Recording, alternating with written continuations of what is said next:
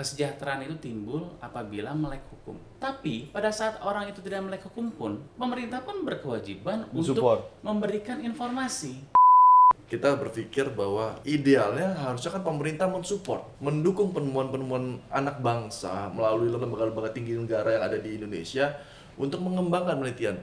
Ada pembuat mobil listrik jika saya tidak salah, seperti dipromosikan nama Pak Dahlan Iskan pada saat itu. Tapi ternyata sampai hari ini tenggelam. Ada satu pendapat seakan-akan karena memang mobil ini pemangku kepentingannya terhadap mobil luar atau merek global lebih penting, sehingga karya anak bangsa ini ditenggelamkan. Ini menarik ya, artinya kita udah masuk dalam teori konspiratif nih. Iya kan, ini juga susah nih kita mulai tebak-tebak. Bahaya.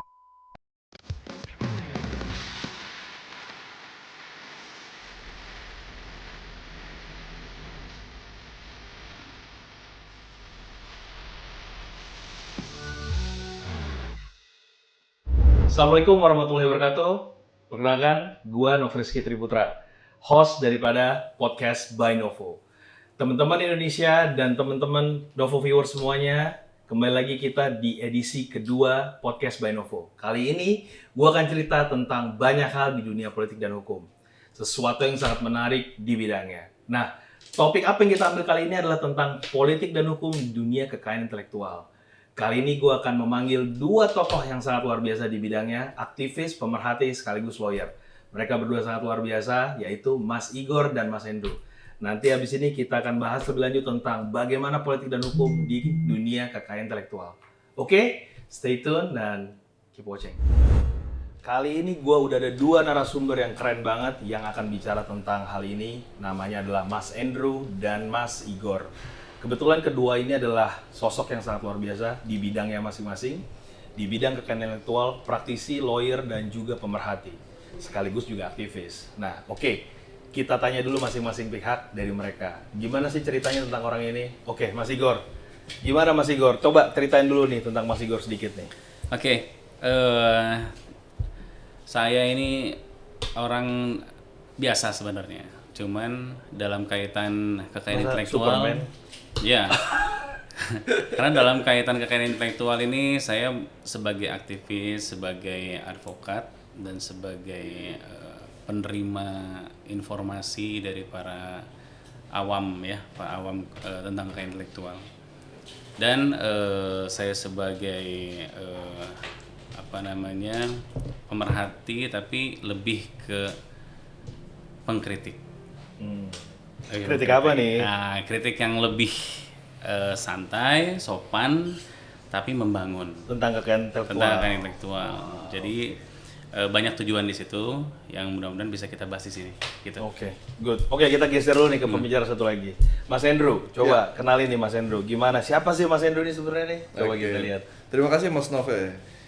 Menarik sekali ya, jadi saya punya kesempatan untuk bisa duduk berdiskusi dari sudut pandang para praktisi muda kan tentunya ya. Dan hari ini mungkin beberapa viewers belum kenal kita siapa, jadi perkenalkan saya Hendro, saya adalah ketua umum dari APKHBI, ya Asosiasi Profesi Konsultan Hukum Bisnis Indonesia. Memang kepakaran saya adalah seorang konsultan kekayaan intelektual, jadi memang di bidang intelektual. Kenapa begitu? Saya juga pengajar kekayaan intelektual di UKI, sebagai dosen di UKI. Nah ini yang memberikan satu gambaran gitu ya. Dan salah satu hobi saya mancing, bukan kerjanya mancing, hobinya dosen ya. Nggak kebalik ya gitu. Tapi ada juga memang hobinya mancing memang. Ada juga memang begitu. Memang lebih banyak waktu di laut dibandingkan di darat. Betul. Dan mungkin background saya sedikit, saya seorang organisator dari tahun 2012, berkarir di berbagai macam organisasi. Dan memang mendarat pertamanya di organisasi pengusaha seperti HIPMI, HIPI, dan Kadin. Jadi di situ saya melihat bahwa kebutuhan pengusaha terkait dengan KI itu ternyata penting untuk diedukasi. Jadi pengusaha dan lawyer ya Mas? Iya, pengusaha dan lawyer.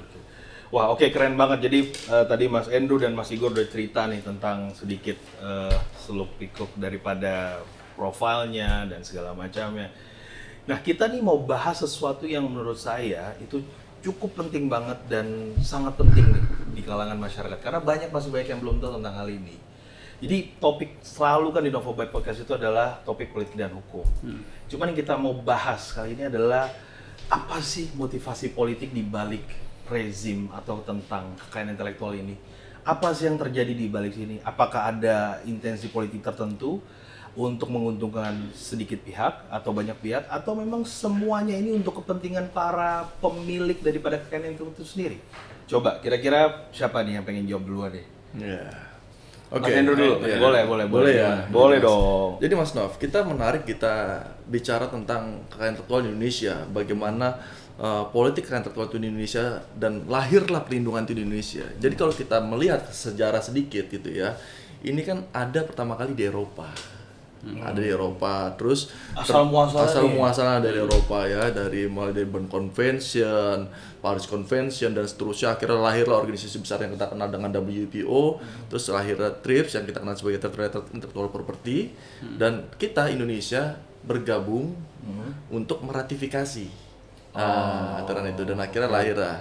Tapi kalau kita tanya, mungkin banyak pandangan yang melihat bahwa ini kok kapitalis sekali. Ya kan, kayak nguntungin pengusaha-pengusaha besar gitu. Tapi emang seperti itu kah? Apa gimana? Nah ini yang menarik gitu ya. Apakah ini seperti itu?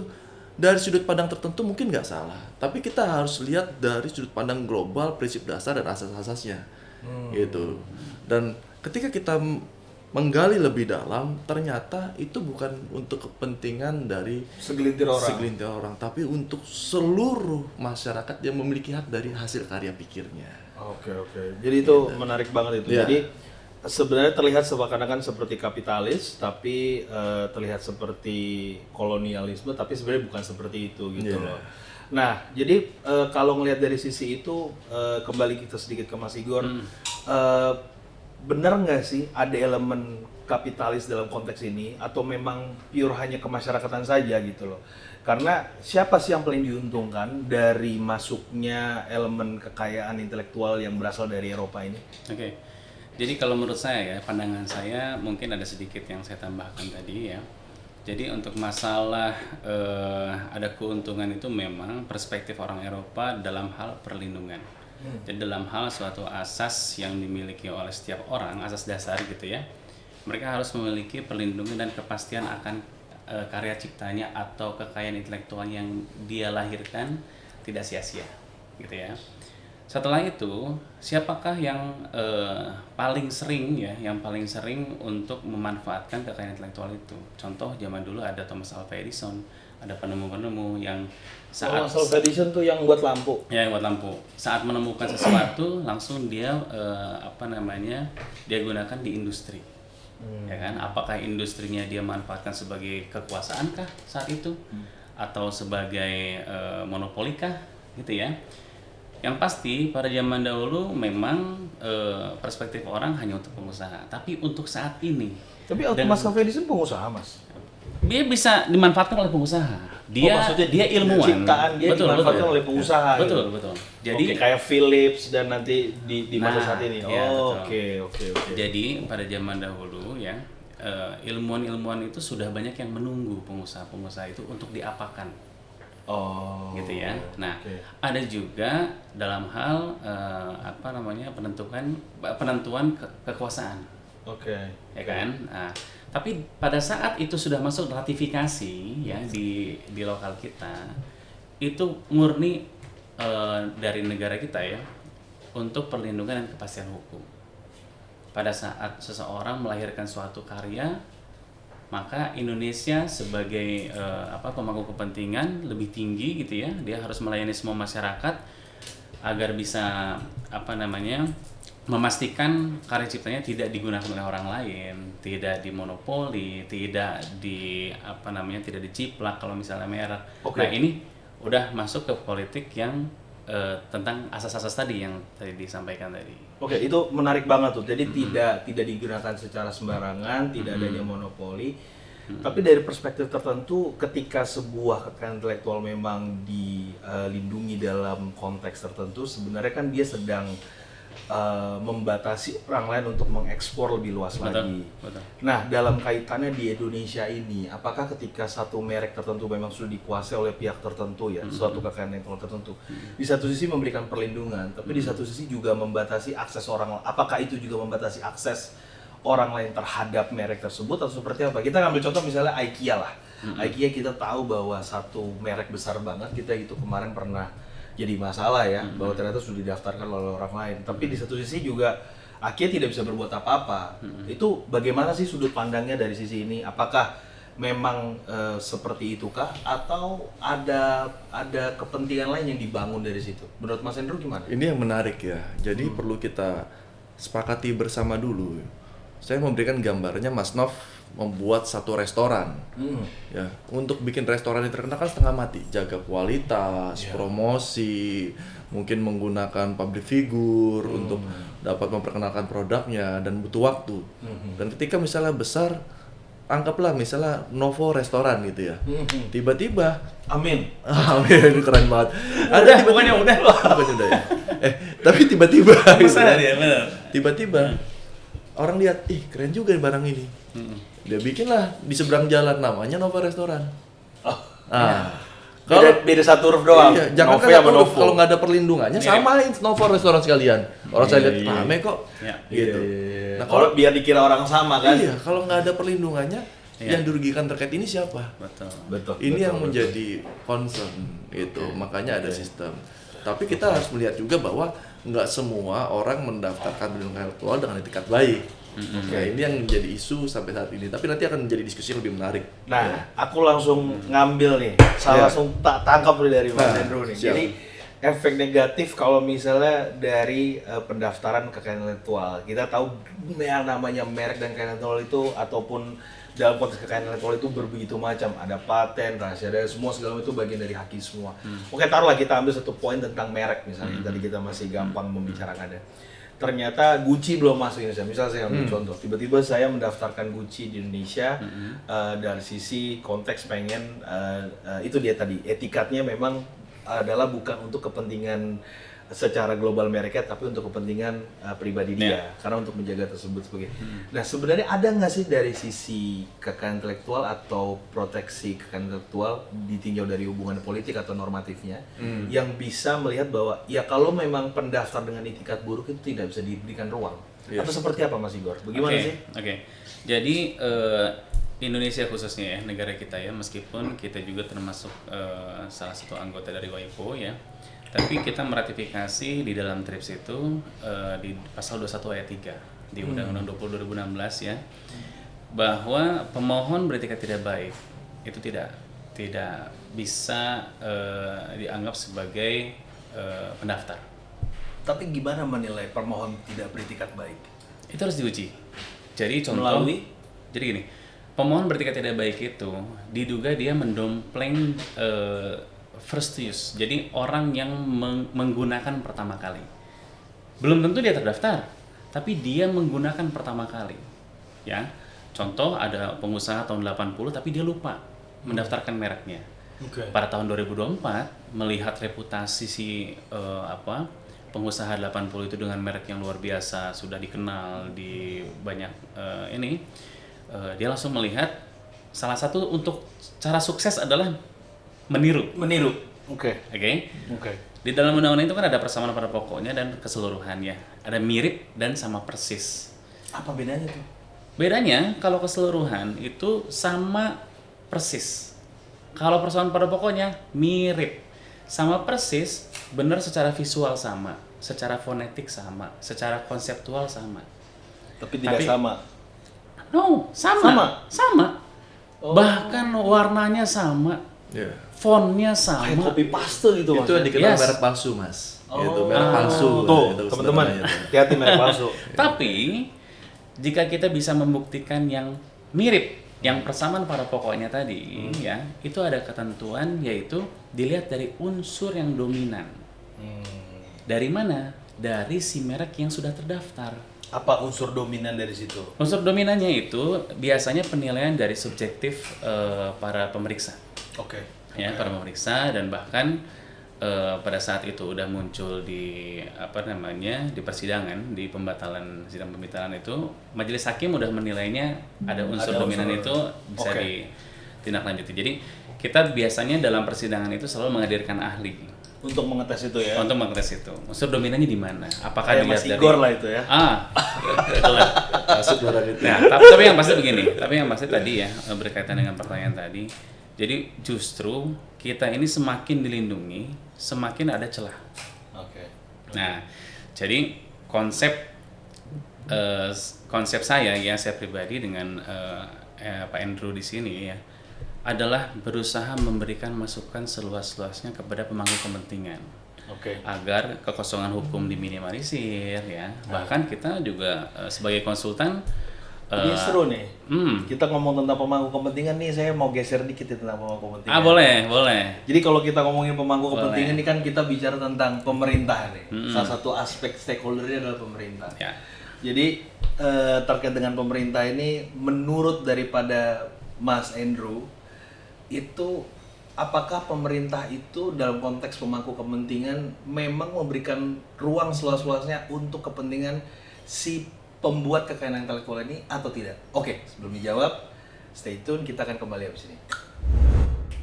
Oke, jadi kita bicara tentang pemangku kepentingan. Dalam hal ini salah satu stakeholder adalah pemerintah, teman-teman. Jadi gimana sih pemangku kepentingan ini dalam konteks pemerintah ini melihat situasi saat ini? Apakah kepentingannya hanya untuk politik semata atau memang diberikan ruang untuk melindungi kepentingan para orang-orang yang memiliki hak kekayaan intelektual itu sendiri?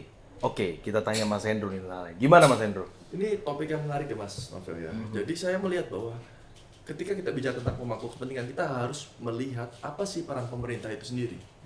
Ya. Pemerintah itu berperan secara utuh dan penuh untuk menegakkan aturan itu, dan dialah yang memberikan hak eksklusif kepada pencipta, Cipta lagu, pendesain. Ini kan output dan hak itu kan diberikan oleh pemerintah. Dan kenapa pemerintah itu melahirkan undang-undang yang menurut saya sudah baik dan terus semakin membaik ya, karena undang-undang yang terkait dengan kekayaan intelektual yang ada di Indonesia itu tidak lahir dari langit, tapi dia meratifikasi berbagai macam konvensi internasional terkait dengan kekayaan intelektual. Makanya standarnya hampir sama di seluruh dunia. Di seluruh dunia bersama. Ya. Dan balik dari point of view politiknya itu sendiri, gitu ya. Apa point of view kepentingannya dari pemerintah? Sama seperti tujuan pemerintah yang terkandung dalam Undang-Undang Dasar. Tujuan utamanya adalah untuk mensejahterakan masyarakat. Ya. Dalam konteks ini adalah para pemegang kekayaan intelektual. Dulu ada satu konsep Mas yang menarik buat saya ketika saya pertama kali tahun 2012 belajar tentang haki.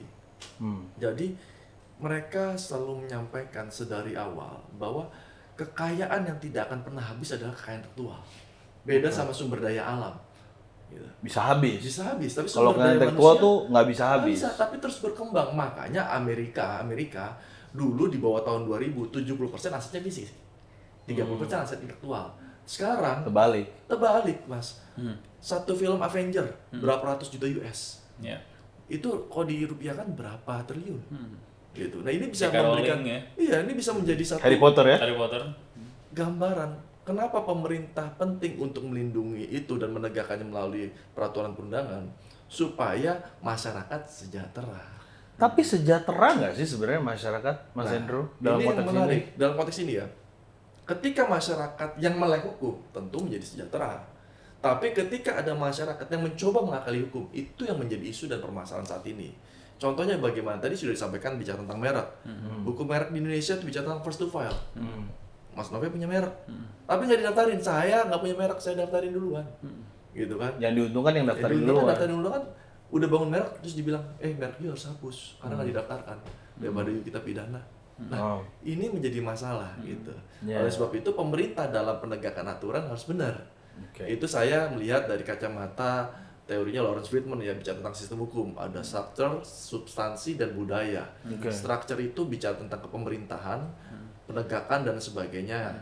Substansi itu aturan hukumnya. Budayanya ini yang menjadi masalah juga di Indonesia. Saya tangkap itu. Jadi fokus daripada pemerintah itu kalau berdasarkan Mas Andrew itu adalah untuk kepentingan masyarakat dan untuk kesejahteraan mereka. Tadi saya juga bertanya, tapi sebenarnya sejahtera nggak sih? Ternyata kan ada juga ketika memang konteksnya adalah mereka itu ada yang melek hukum, ada yang tidak melek hukum. Tapi oke lah, kita bahas secara spektrum dari sisi helicopter view. Gitu loh. Kalau misalnya kita melihat daripada situasi saat ini ya, Mas Igor ya, kita tahu betul bahwa tidak semua pemegang atau pemain di kekayaan intelektual itu sesejahtera yang dipikirkan. Kita tahu misalnya banyak sekali pencipta-pencipta lagu atau pencipta-pencipta hal lain yang memang sebenarnya sampai hari ini belum mendapatkan manfaat sepenuhnya daripada hal yang mereka ciptakan. Betul. Contohnya misalnya kita bukan hanya pencipta lagu. Saya ingat banget itu ada salah satu pencipta mobil listrik di Indonesia pada zaman Dahlan Iskan yang memang sampai hari ini pun menjadi pertanyaan dan tidak menjadi tidak mendapatkan manfaat sepenuhnya dari apa yang dia ciptakan. Mungkin karena tidak ada dorongan pemerintah atau seperti apa. Nah, kembali tadi dari ide yang disampaikan oleh Mas Andrew ditabrakan dengan kenyataan yang ada. Sebenarnya apa selisih gap yang terjadi antara kedua hal ini menurut Mas Igor? Oke. Jadi menurut saya ya, sebenarnya gapnya tentang masalah Dasein dan Dasolen tadi. Apa tuh Dasein Dasolen? Coba. Ya, jadi Dasolen itu ada aturannya, tapi tidak sesuai dengan peristiwanya. Dasein itu dengan peristiwanya. Jadi pada saat aturannya ada, penegakannya tidak ada. Ya. Tapi sebenarnya pemerintah itu salah satu tujuannya bukan hanya mensejahterakan masyarakatnya, tapi menciptakan iklim yang kondusif. Ya kan? Kalau iklim yang kondusif, ada orang yang nggak ngerti, pemerintah juga berkewajiban untuk membuat mengerti. Tidak semua ekspektasi diserahkan kepada masyarakat, kamu harus ngerti dong. Itu aturan itu kan udah ada undang-undang keterbukaan informasi publik. Baca aja baca. Nggak seperti itu juga. Jadi ada sifat preventif yang harus dilakukan oleh pemerintah juga dalam hal penyuluhan. Oke. Ya, maksud saya tadi yang gap tadi ya. Contoh tentang pencipta lagu tadi sempat menyinggung pencipta lagu ya. Contoh pencipta lagu ini dia tidak bisa mendapatkan royalti atau haknya secara penuh ya. Karena dia harusnya melihat dari regulasi yang ada. Regulasinya apa sih? Kan mengatur tuh semuanya. Tapi kan dia bukan orang hukum. Betul, itulah. Apa gimana tuh dia sebelum buat lagu mesti lihat peraturan dulu apa gimana? Betul. Kalau tadi yang Pak Andrew sampaikan ya. Jadi kesejahteraan itu timbul apabila melek hukum. Ya kan? Orang itu melek hukum. Tapi pada saat orang itu tidak melek hukum pun pemerintah pun berkewajiban untuk memberikan informasi. Bentuknya adalah preventif tadi, pencegahan agar tidak sejahtera, agar sejahtera menghindari kerugian yang lebih besar. Kalau agar tidak sejahtera kasihan dong. Itu salah. Jadi jangan menimbulkan kerugian yang lebih besar, maka konsultan haki atau pemangku kepentingan mitra, kita kan mitra pemerintah nih. Yeah. Tugas-tugas kami lah. Tugas Mas Igor. Tugas saya, Mas Andrew juga gitu ya, untuk memberitahu para pengguna kekayaan intelektual mereka masing-masing terhadap hal tersebut. Terhadap peningkatan kesejahteraannya mereka sendiri. Oke, kita tangkap ide itu. Jadi saya tadi ada sedikit menggambarkan situasi realita yang berbeda dengan yang diharapkan pemerintah tadi. Tadi dijawab Mas Igor. Tapi dalam konteks tadi seperti yang saya sebutkan tadi, misalnya ada pembuat, saya lupa namanya kebetulan siapa, tapi bisa di Google, ada seorang pembuat mobil listrik jika saya tidak salah, di masa yang kebetulan sempat dipromosikan sama Pak Dahlan Iskan pada saat itu. Tapi ternyata sampai hari ini tenggelam. Ada idea atau ada satu pendapat yang memang dicanangkan seakan-akan mau digolkan bahwa karena memang mobil ini pemangku kepentingannya terhadap mobil luar atau merek global lebih penting, sehingga karya anak bangsa ini ditenggelamkan. Nah, bagaimana menurut Mas Igor ataupun Mas Andrew terkait hal ini? Apakah ada kepentingan politik yang lebih besar ketika berhadapan dengan industri yang lebih besar dalam konteks kekayaan intelektual? Itu menurut Mas Andrew dulu. Gimana menurut Mas Andrew? Ini menarik ya. Artinya kita udah masuk dalam teori konspiratif nih. Iya kan, ini juga susah nih kita mulai tebak-tebak. Bahaya. Tapi coba saya mau lihat ini. Biar semua melek konspiratif. Ya kalau udah masuk teori konspiratif kan artinya kita berpikir bahwa idealnya harusnya kan pemerintah mensupport, mendukung penemuan-penemuan anak bangsa melalui lembaga-lembaga tinggi negara yang ada di Indonesia untuk mengembangkan penelitian. Karena kadang-kadang kita pikirkan ini LIPI kemana misalnya gitu kan, atau ada BRIN kemana gitu, kenapa nggak dikembangkan? Indonesia tidak kekurangan penemu kok, dan itu terbukti nanti bisa di Google juga bahwa banyak sekali penemu kita malah dipakai di luar negeri. luar negeri menjadi ahli dan pakar, ada yang ahli atom, ahli nuklir dan sebagainya, gitu kan. Dan ini yang membuat kita cukup prihatin. Kalau dilihat apakah ada kepentingan dari oknum tertentu, saya nggak bisa jawab, gitu ya. Tapi saya ngejawabnya sederhananya gini. Yang bisa jawab mungkin ada, tapi bukan di sini. Iya. Oke, tadi kita bicara tentang pemangku kepentingan yang stakeholdernya dalam hal ini adalah salah satunya pemerintah. Kalau ngomongin tentang hal ini, apakah kita bertanya-tanya, ada nggak sih potensi persekongkolan ataupun hal-hal yang kurang baik di tatanan bagaimana cara pemerintah menjaga kepentingan terkait dengan kekayaan intelektual ini? Apakah ada elit yang terlibat atau seperti apa? Oke, sebelum kita bicara itu lebih jauh, ada satu kasus yang memang kita bisa bahas, yaitu tentang seseorang namanya Ricky Elson. Salah seorang penemu dan pencipta mobil listrik di Indonesia sebelumnya yang memang digadang-gadang menjadi pencipta mobil pertama listrik di Indonesia yang pertama kalinya. Nah, tentang hal ini nih, gimana kira-kira tanggapan para pembicara kita terkait dengan hal ini yang ternyata bagaimana cara melindungi kepentingan kekayaan intelektual dari segi ini dikaitkan dengan kepentingan politik pemerintah. Oke, Mas Igor. Oke. Gimana menurut Mas Igor tentang hal ini? Oke, jadi ini sebenarnya menurut saya ya tergantung dari political will dari suatu pemerintahan, ya dari suatu negara lah ya yang memiliki pemerintah.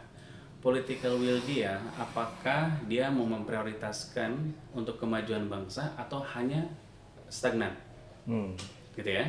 Jadi pada saat saya melihat case Pak Ricky Elson ya, yang penemu mobil listrik itu, jika political will dari suatu negara atau suatu kepemerintahan dia fokus terhadap strategi prioritas, maka persekongkolan yang tadi disampaikan itu akan menjadi baik. Tidak bermakna negatif, tapi bersekongkol untuk melakukan tujuan yang sangat baik. Tapi kan kita tahu, Mas, Mas Ricky Elson itu kan masuk BUI. Betul. Jadi yang saya tahu ya, Pak Ricky Elson itu dia dikenakan Undang-Undang Tipikor. Ya, dia mengadakan suatu kendaraan listrik untuk momen ASEAN atau apa saya lupa tadi, ada acara khusus pemerintah. Nah, Pak Ricky Elson ini memasukkan kendaraan melalui mekanisme pengadaan. Ya, yang dipermasalahkan adalah pengadaannya ini. Jika political will yang tadi saya sampaikan adalah bermakna persekongkolan positif, maka pemangku kepentingan harus membuat produk-produk tertentu yang mendukung beliau. Contoh. Tapi nyatanya kan tidak. Betul. Pada saat pengadaan ini kan diatur oleh Undang-Undang 12 2021 tentang LKPP, ya, tentang pengadaan nasional. Jika ternyata hal itu diperuntukkan bagi momen yang dalam waktu dekat, sehingga tidak bisa mengikuti aturan LKPP yang harus ada beauty contest, harus ada pembanding, atau harus ada tender yang melakukan proses yang sangat lama, maka ada produk-produk tertentu yang bisa dihasilkan oleh pemerintah, dalam hal ini presiden, yaitu Perpres maupun Perpu, untuk mengisi kekosongan itu agar bisa mencapai political will itu. Ini harus difasilitasi dalam hal kekayaan intelektual itu menciptakan sesuatu yang menjadi instan. Kendaraan listrik digunakan di dalam momen itu akan menjadi sangat mudah, bahan bakarnya irit, menggunakannya mudah, dan sambil memberitahukan kepada para negara-negara lain yang menjadi anggota dalam acara itu bahwa kita pun sanggup memproduksi mobil listrik, menjadi kebanggaan. Maka political will yang harus keluar adalah persekongkolan positif. Tapi saya tangkap dulu persekongkolan positif tadi. Jadi dalam konteks itu, apakah betul seperti itu dalam konteks persekongkolan positif, atau Mas Igor ada melihat potensi bahwa ini sebenarnya ada kepentingan yang jauh lebih luas? Apakah ada kepentingan daripada industri mobil itu sendiri terhadap belum saatnya Indonesia memiliki mobil listrik yang digadang-gadang bisa merubah, atau memang benar-benar hanya isu normatif seperti yang tadi Mas Igor ceritakan? Menurut Mas gimana? Menurut saya sih begini ya, kalau misalnya kita dilihat dari perspektif suatu kemajuan dari setiap negara ya, bahkan mereka memiliki suatu cita-cita tertentu, saya mau maju atau hanya biasa-biasa aja. Jadi pada saat dilihat ternyata, wah ini tidak ada kepentingan, tidak ada tujuan tertentu, maka kita langsung munculkan tujuan tertentu untuk hilirisasi tadi. Contoh kalau mobil listrik, kita siapkan smelternya, kita siapkan bahan bakarnya, yang sekarang udah dilakukan. Dulu mungkin belum siap akan hal itu. Tapi pada saat political will ini bergerak cepat, bersekongkol antara DPR, antara eksekutif, legislatif, membuat suatu persekongkolan positif tadi ya. persekongkolan positif tadi untuk menuju tujuan yang baik, itu akan sangat lebih Bagus. baik, ya. Tapi maksud saya gini, kita tangkap sekali lagi ide tersebut. Nah, jika kita melihat situasi pada saat itu ya, berarti apakah bisa kita konklusikan political will daripada pemerintah pada saat itu adalah belum mampu untuk memfasilitasi apa yang dicita-citakan oleh Erik Kelson? Betul. Dari sisi pelindungan kekayaan intelektual, bagaimana Mas Igor melihatnya? Betul. Jadi saya melihat ya bahwa suatu proyek di setiap pemerintahan itu selalu berkaitan. Ada kekayaan intelektualnya, ada tentang industrinya, begitu ya. Kementeriannya pun saling berkaitan, ya kan. Tapi pada saat itu mungkin tidak melihat aspek prioritas.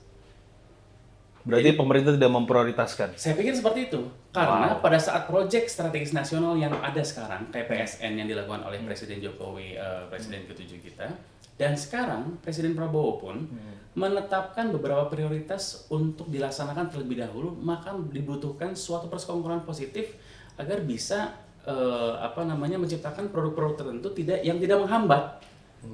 Oke. Zaman Pak Jokowi juga dengan ada Undang-Undang Cipta Kerja gitu ya, itu suatu political will yang dilakukan oleh pemerintah saat itu. Itu bagus. Tapi untuk sekarang tentang Jadi Pak kuncinya Kelson, di skala prioritas ya. skala prioritas. Saat itu mungkin Belum menjadi skala skala prioritas. Oke. Ini pembicaraan yang sangat menarik banget, cuman karena waktu memang tidak berkesempatan untuk panjang lagi, kita ingin fokus kepada satu hal penting yang ingin solusi yang diberikan oleh para teman-teman kita di Novo Podcast ini, Mas Endro dan Mas Igor. Karena saya dengar-dengar mereka berdua ini sedang mencoba untuk berkompetisi di ranah yang akan membangun konstruktif lebih bagus lagi di dunia kekayaan intelektual.